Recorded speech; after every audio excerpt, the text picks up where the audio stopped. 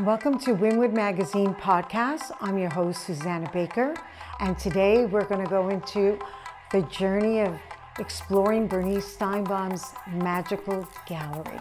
And the reason why I say this is because to enter her space is to really enter a sacred space of voices of so many women and marginalized voices in the past in the traditional Main Street art world. This is a place where women and artists of color have emerged and resonate through all her walls, through her ceilings, on her floors, in her kitchen, in her bathroom. We will explore some of the most amazing conceptual artists of the 20th and 21st century. Names like Hung Lu, Enrique Gomez de Molina, Carol Prusa, and in this wonderful explosion of color is Aurora Molina. And this is just the beginning of so many amazing artists. And so come follow me for an amazing interview with the iconic pioneer, Bernice Steinbaum. That's good to say. Welcome to Wynwood Magazine podcast. I'm your host, Susana Baker. And as you know, we always bring the shakers, the makers, the creative, amazing people that make Miami a magic city. I have the distinct honor to introduce a pioneering force in the contemporary art world, Bernice Steinbaum. Welcome, Bernice. Thank you for saying those kind words. I hope I'm a force. It's a new word for me to consider, but thank you for those kind words. I mean, you have totally expanded the thought of what fine art should be. You have gone beyond the borders. You've knocked them down personally. I wanted to ask you something, because you're the first that I know of that really empowered artists that were marginalized traditionally in the art world, in the mainstream of art world. Yes. And that's women and also artists of color. What sparked that, and how does it evolve to today? I was in New York, as you probably can tell by my speech, and maybe by clothing, I don't know which. But anyway, I used to go to 8 galleries. I was teaching in New York, and there were 8 galleries I visited all the time. And all of a sudden, it struck me that women artists were not in our books in the art history department, nor were they seeing in those 8 galleries that I visited all the time, and I was teaching art history. In any case, I decided to open a gallery. If we had 2 hours, I would tell you how that happened. My husband said, "Why don't I resign?" And I did resign for 3 weeks. As a teacher? As a teacher. And he said, "We have to have an intervention." I said, "An intervention about what?" He said, "The kids and I want to talk to you." I thought that was so strange. And so we all sat down, and he said, "The kids want to tell you that you're disturbing their lives." I said, "Their mother is disturbing their lives?" He said, "You can't get the kids up at 6 o'clock in order to make their beds. Just because you're not working, they're going to school, they have hours." And our son, who has been preparing his own lunch for 16 years, said that you looked into the lunch bag and you said, "Where are the leafy greens?" But he said, "The worst part is that we found you cleaning the shower stalls with a brush. And I never married a housefrau. So we want you to get a job." So I went into Manhattan, because it's the only thing I know. And I thought about, what can I do? And there was a sign on a building that said, "For rent." And I went into the building, I liked it, and I decided I was going to open a gallery. And I signed on the dotted line. I forgot to tell you, it was on Madison 72nd Street, which is a high district rent program. And so I came home to my kids and my husband, and I said, guess what? I have a job. And he said, really? What are you doing? I said, I'm opening a gallery. He said, really? He said, where is it? I said, 72nd and Madison. He said, wow. He said, what's the rent? And I said, not to worry. He said, what's the rent? And I told him what the rent was. Lots of money. And I remember, this is 1977. He said, you have to tell me what the rent is. And I told him, he said, that's more than I pay for my office, for our house. He said, are you crazy? I said, not to worry. He said, and where are you going to get the artists? I said, I'm taking them from our house. He says, you're taking art from our house? Do we have Lend-Lease art in this house? I said, we will for a while. I wanted to see what would fly. And so I opened the gallery with great trepidation. And I sat there for 5 days and nobody came. And then I called up a critic in New York and I said, listen, we have 9 critics in New York that are important. I called up this one woman and I said, listen, I read you every month, every month when you come out. I would like you to read me. I just opened a gallery. And I said, make sure you bring your photographers. Saturday will be a good day. That is something you never do in New York. It's verboten. You never speak to them. You never ask them to write you up. It has to come organically. By the time Saturday came, I knew I had to hide in the bathroom because I had done something terrible. And she came with a photographer to meet this cuckoo. I'm sure that's what she thought. And she gave us 2 pages in the New York Times with photographs. And I was in business. Wow. And that's how it happened.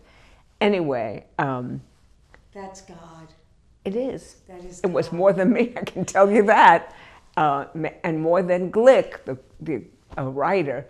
But that happens in New York. And the minute that came out, clients started to come and come and come and come. Anyway. Did you get the spark of after that amazing story and I always think that God used special people as vessels to really, your legacy. And even though you don't want to be called iconic, you are iconic because you do these things that it doesn't happen to most people, like 1 in 10 million, if that. And so there's a purposeful, destined life for Bernice Steinbaum. And that's all the life and people you have brought along your journey to what has evolved from your influential gallery in Soho to your epic presence here in Miami to opening up the very first gallery of 3 floors, what was not Midtown, what was legally zoned Wynwood. And you opened up that in 2000. Right. So there is an adjective that follows the name Bernice Steinbaum, which is the eagle eye. Because you have that, you're a visionary not only as a gallerist and a curator, but also the fierce advocate of marginalized artists in the mainstream art world and women. So I'm assuming after this show, being an art teacher for so long, you must have seen a lot of girls graduate with MFAs and BFAs and not be able to go anywhere. Yeah, absolutely. Absolutely. And I complained and I complained and complained. And my husband said, resign. I didn't know you could just resign from teaching. I had done it so long. And I wrote a letter of resignation saying that my people not getting jobs. One of my colleagues used paper to describe what he was showing on the screen that was so old that he had to turn it like this so it wouldn't fall apart. And it was because there was nothing new for him. So he used the same paper all the time, the same artists. Of course, our books did not have women artists, unless you count one or two, like Grandma Moses, which I don't. I do, but I don't. In any way, case, yes, I saw a lot of that, and I wanted to change it in my small way. I represented Faith Ringgold and Beverly Buchanan and Jean Quick-to-See Smith and Miriam Shapiro and Hung Lu and two Latina artists. The artists were never chosen because they were one ethnicity or another. They were chosen because I loved their work. Jean Quick-to-See Smith, who was a Native American, showed with me, and I thought, how incredible in this great art place called New York, that we got Manhattan for a couple of beads and baubles. Here's this Native person that doesn't have gallery representation. Can you imagine how must she have felt? Think about that. And I was just telling someone this story. I gave her a show. She put in 12 works.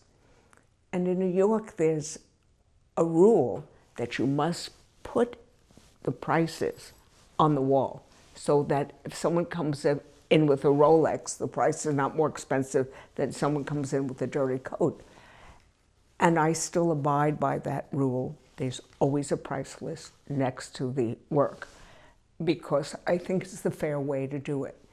In any case, this couple came in, and she was a little seedy. Her coat was dirty, and she was wearing dumb shoes. And she asked me about the artist who was up. And I told her about John Quick-to-See Smith and how her name is Indian and what kind of Indian she was. And she said, I am entranced by this work.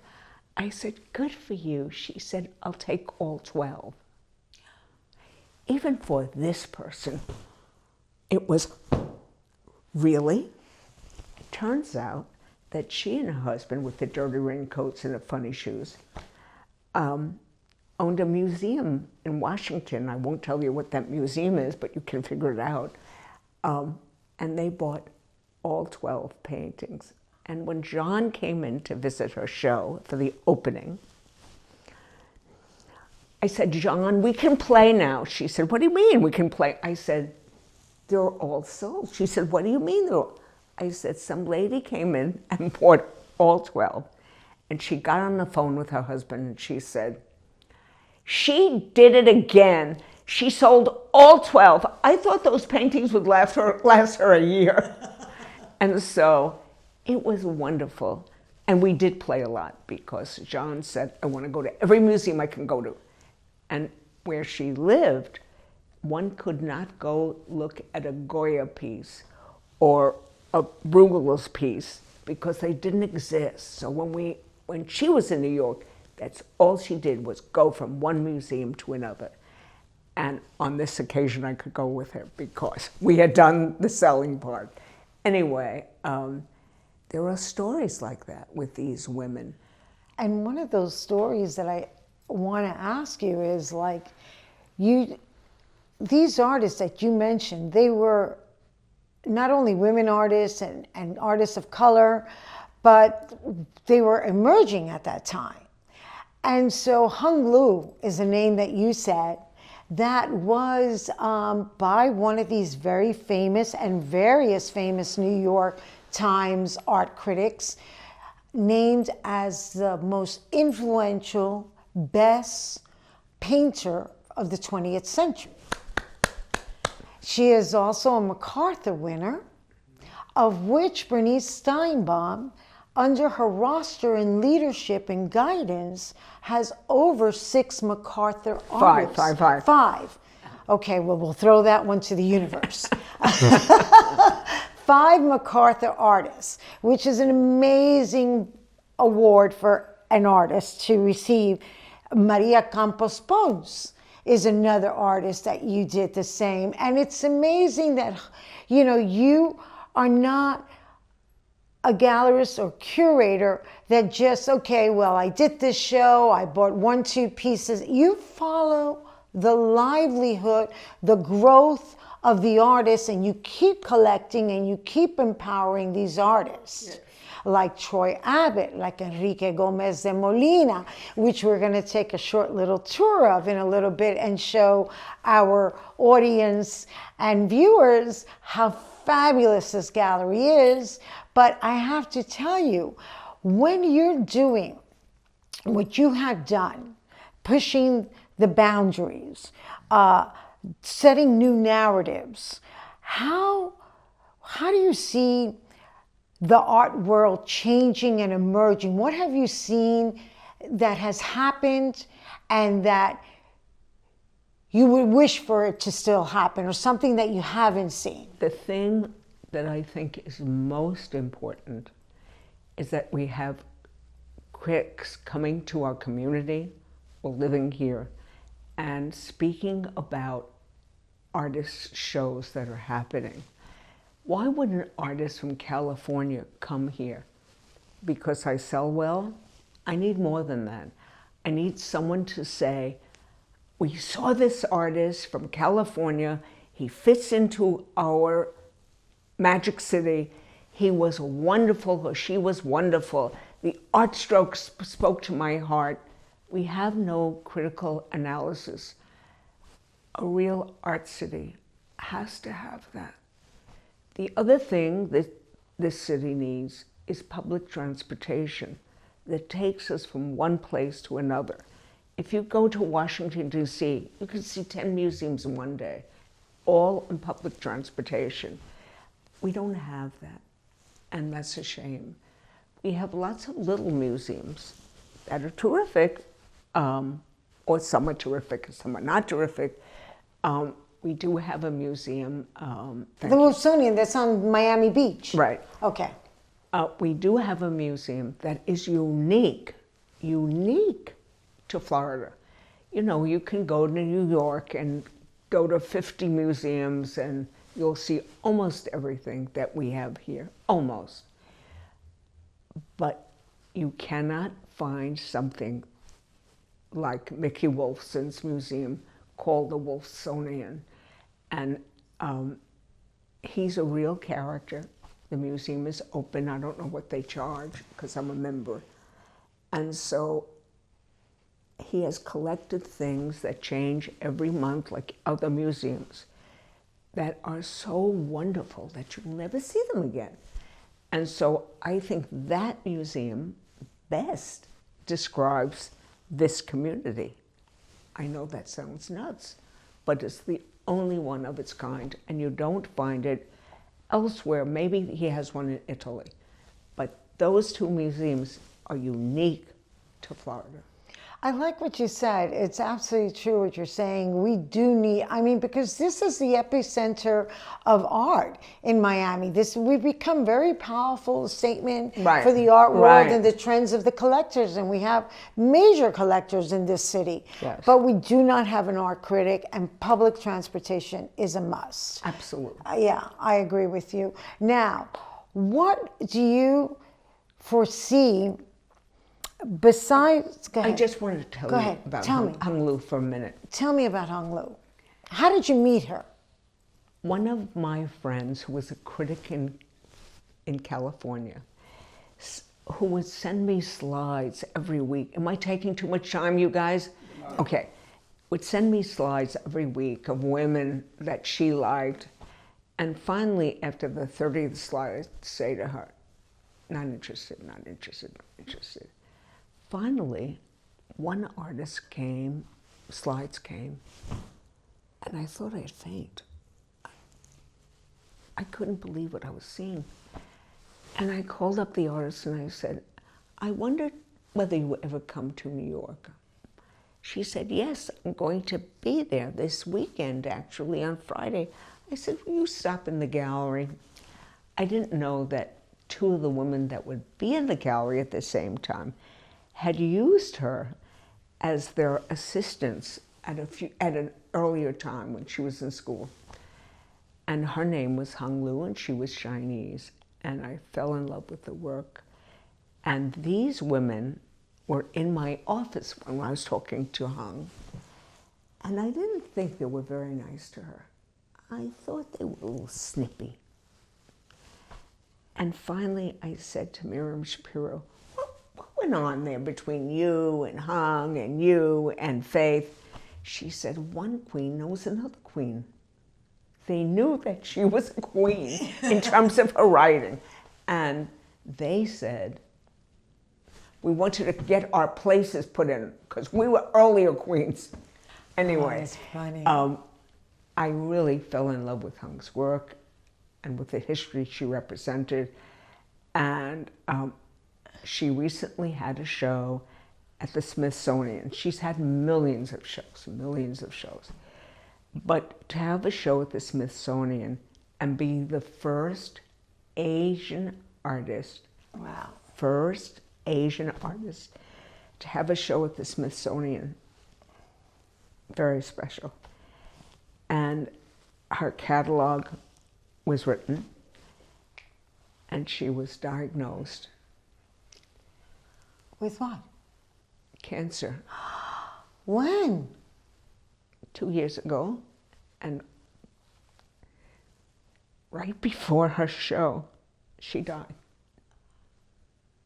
Oh.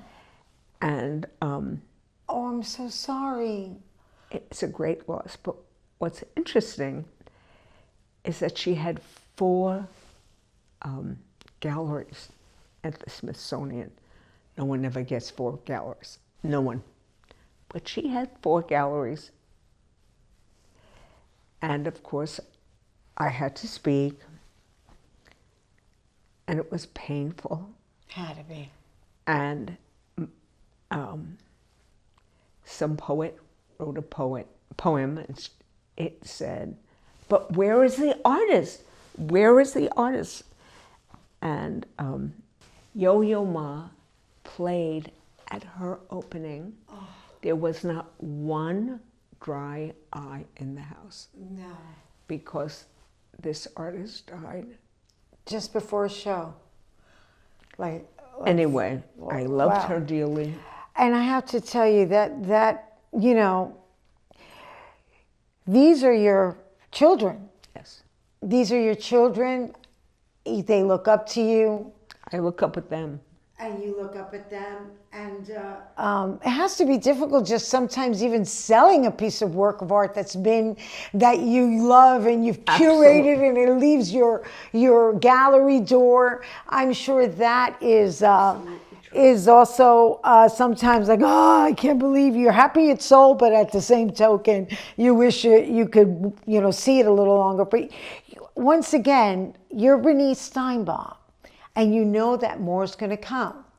And here's my not my final question. I have one more after this one, but I want to ask you, has there been ever an artist or a show, an exhibition you had to do that took you out of your comfort level, or better yet, the artist or the exhibition gave you a change of perspective? Tough question. I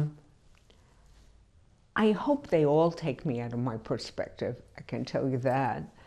I have a new artist, which I'm going to show you, which makes my head buzz.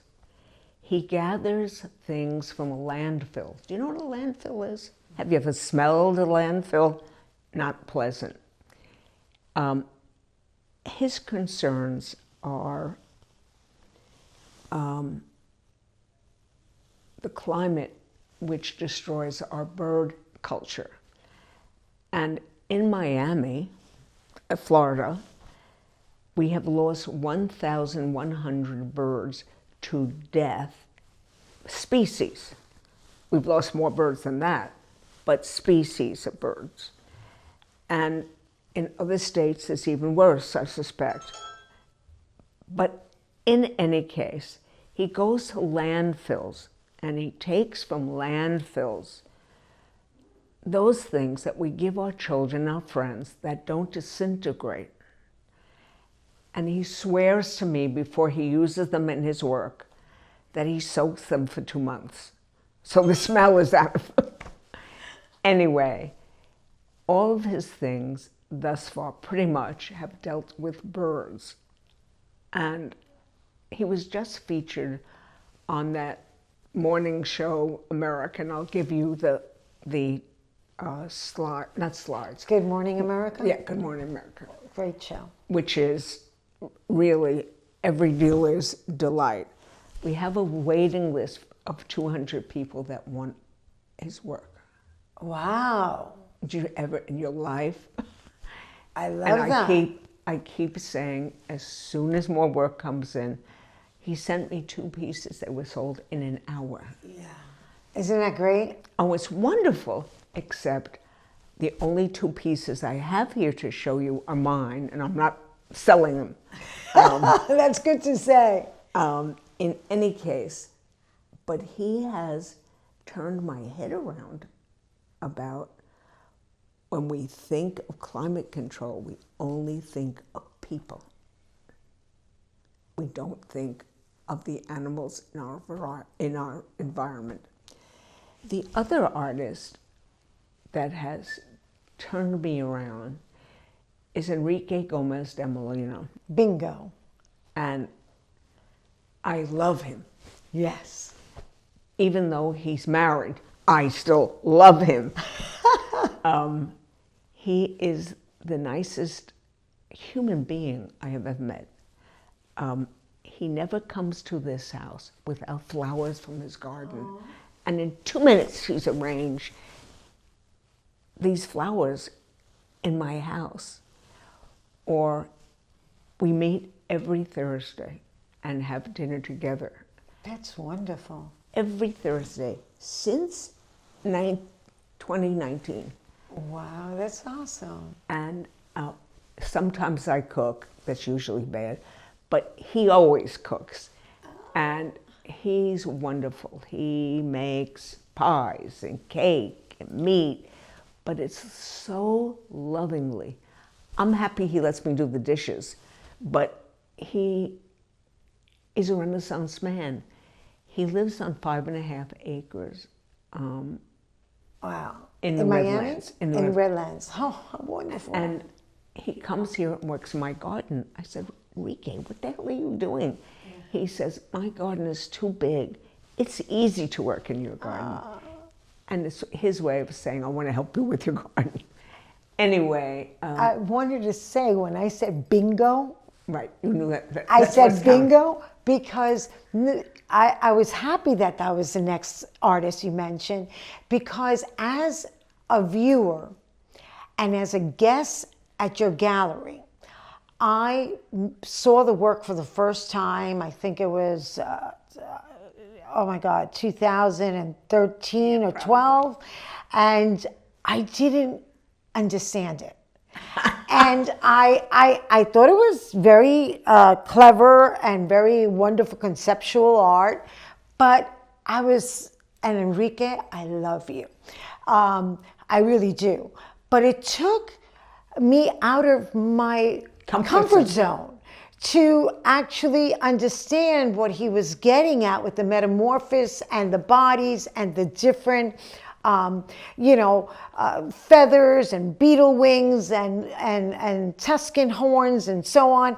And so I said, who's going to buy this? Who's going to, is this? And the more I kept coming to your gallery, the lesser ones by him you were seeing because they were selling. They were selling, no. And it changed my perspective because he kept adding. And the more you see, just like a good curator does, if you have several pieces, and as they sell, you keep changing, keeping the artist current.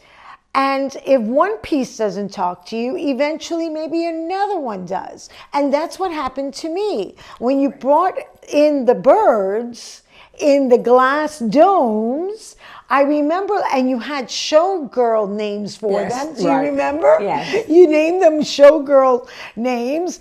And I remember you curating that show, and it hit home like, I want Enrique Gomez de Molina. And then he became untouchable too, with a waiting list. Right. So that to me is if someone was to ask me, have you ever gone to a gallery where it changed your perspective, took you out of your comfort zone? I would say yes, Bernice Steinbaum Gallery. And so with that said, you keep raising the bar. I hope so. Yes, you do. And so what you did in the 20th century, you do it in the 21st century, and the legacy that you leave for the 22nd century, and the new curator, gallerist, that wants to shake it all up. What would you suggest and what advice would you have? Don't be afraid. Be passionate about the work. I don't know how you teach passion, but when I take that line around or another piece of Enrique's, I feel Enrique, that everything he makes gives us a part of him. I sell a little part of him, but that piece has a part of him, as does every piece I sell. The artist gives you a piece of themselves in every work. The show that I'm doing coming up is a way to say thank you to the community that I live in. We do have some museums, and I go to them, almost all of them. I don't go to the one at the end of the world, but I do go to many of them, and I belong to every one of them. I pay my dues, and I want them to know I'm a real person, and I can love something. I don't want to always show everything, or I can't show everything, but be passionate. Get to know the artist, not because you can sell his work. You have to know more about the artist, where he or she lives, what artist is stuck. Sometimes they get stuck, they don't have an idea. Sometimes a kid is in trouble of an artist. And be aware of all of those things. And you will find that you will curate all of the right shows because you're in love with the artist's work.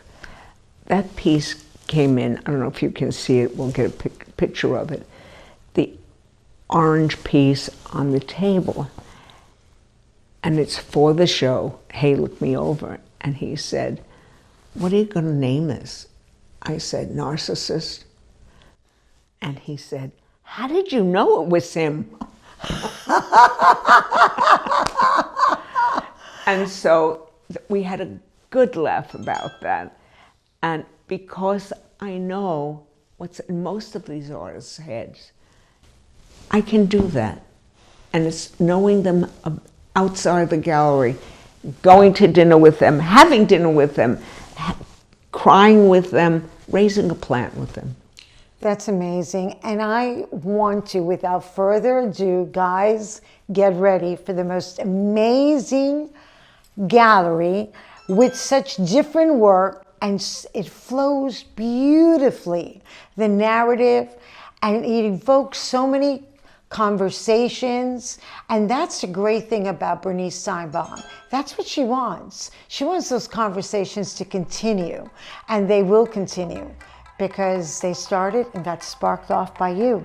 So let's go see Narcissist, and let's talk about some of the pieces in this gallery. Join us in our next video as Bernice Steinbaum takes us on an intimate tour of her home gallery. Stay tuned with Wynwood Magazine through our Instagram at Wynwood Magazine Official, and listen to the podcast on Spotify and Apple Podcasts.